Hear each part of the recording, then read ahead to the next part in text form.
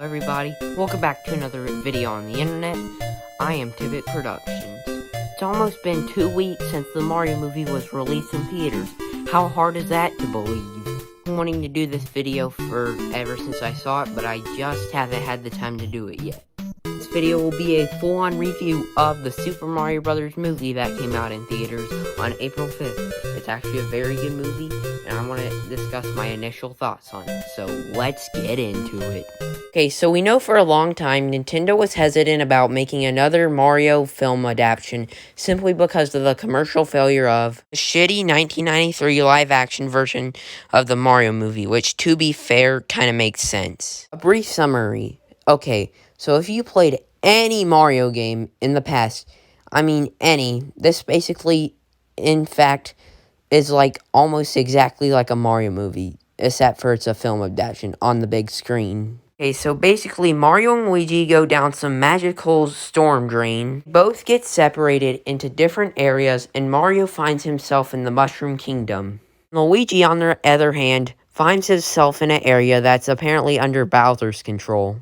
And of course, with this, Bowser tries to cause havoc. So of course Mario teams up with Peach and the Kongs and tried to save Luigi and stop Bowser. And yeah, that's basically a brief summary of this entire movie. The thing I would like to comment on is the voice cast of this movie. First off, we have Chris Pratt as Mario in this movie, and I must say, he did a really good job. He put a lot of dedication into it, and I really respect that. I really think he nailed this role in the movie. Probably my favorite voice actor out of this entire movie.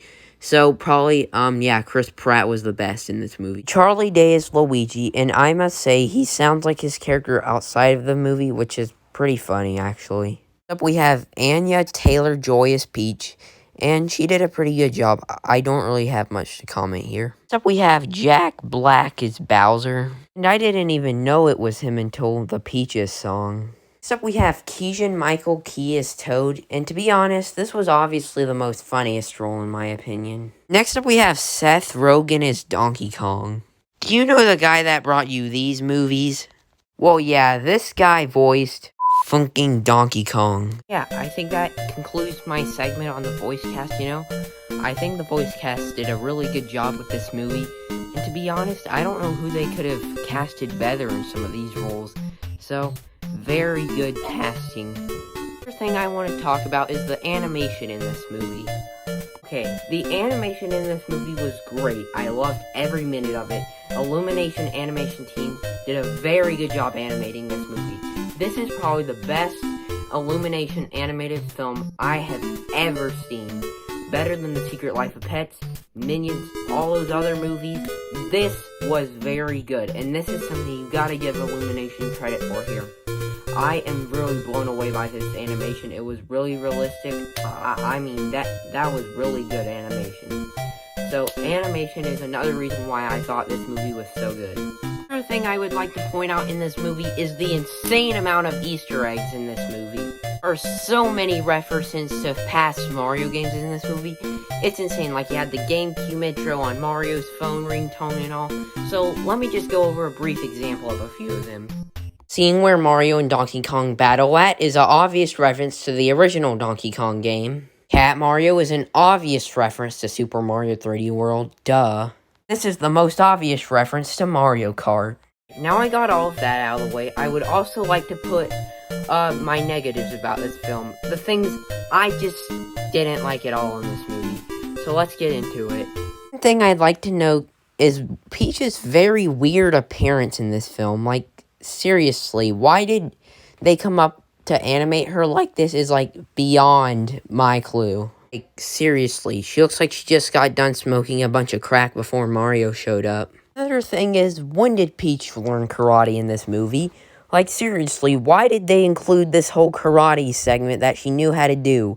That's, like, nothing related to the games. Another thing I didn't like was basically this movie was Mario's origin, and not related to, like, maybe a game type of movie, it seems like.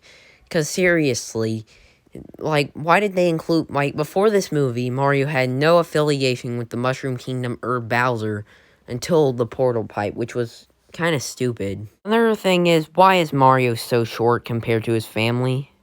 Like, seriously. That wraps up all of my negatives about this film. Now let's jump to my conclusion.